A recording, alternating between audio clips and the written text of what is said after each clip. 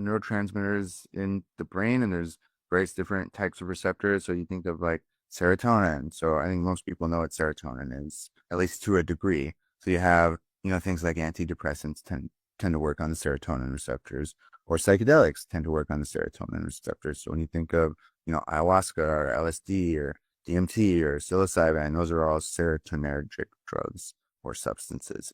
There's a whole plethora of different receptors in the body, but then you have dopamine. Everybody knows what dopamine is at this point. But the ones that benzodiazepines work on are the GABA receptors, so the GABAergic substances.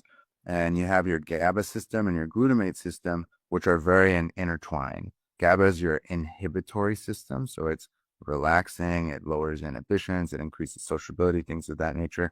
Glutamate is your excitatory neurotransmitter system. So, and they work in tandem with each other. So when GABA is high, when you're feeling more relaxed and comfortable, glutamate is generally lower. And when glutamate's high, when you're more excitatory, GABA is generally lower. So they work in tandem. So when you have something that, like benzodiazepines, they flood the brain with GABA, and there's just a tremendous amount of GABA in the system at any point in time, your glutamate is very low naturally.